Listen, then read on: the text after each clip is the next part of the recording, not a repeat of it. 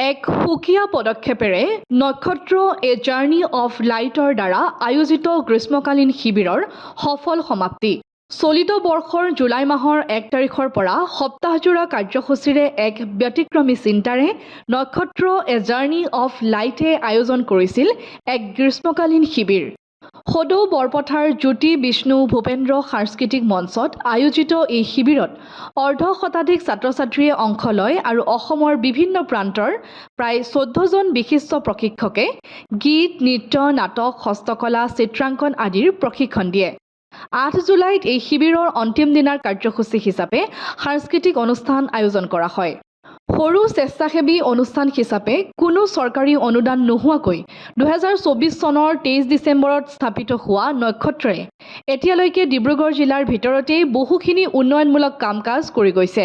প্ৰতিষ্ঠা কালৰে পৰা প্ৰতি দেওবাৰে বিভিন্ন পিছপৰা অঞ্চলত পাঠদানৰ উপৰিও গীত, চিত্ৰাংকন, হস্তকলা আদিৰ দিশসমূহৰ শিক্ষাকো তেওঁলোকে প্ৰাধান্য দিছে। ইয়াৰ উপৰিও প্ৰতিষ্ঠানটোৱে বহু সময়ত সমাজত সজাগতামূলক বাৰ্তাৰ বাবে বাতৰ নাট আদি পৰিৱেশন কৰি আহিছে।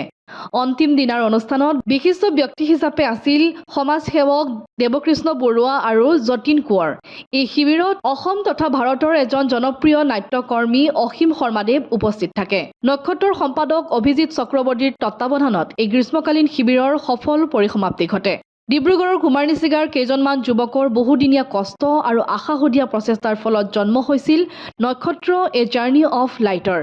ইয়াৰ প্ৰতিষ্ঠাপক সদস্য হিচাপে আছিল অভিজিত চক্ৰৱৰ্তী, বিকাশ চক্ৰৱৰ্তী, মানৱ চক্ৰৱৰ্তী, জ্যোতিপ্ৰকাশ চক্ৰৱৰ্তী আৰু অভিজিত চক্ৰৱৰ্তী। ইয়াৰে জ্যোতিপ্ৰকাশ চক্ৰৱৰ্তী বৰ্তমান এই পৃথিৱীত নাই, গতিকে বাকী কেইজনে বেলেগ বেলেগ সময়ত বিভিন্ন ব্যক্তিৰ লগত এই প্ৰতিষ্ঠানটোৰ বিকাশত কাম কৰি আহিছে।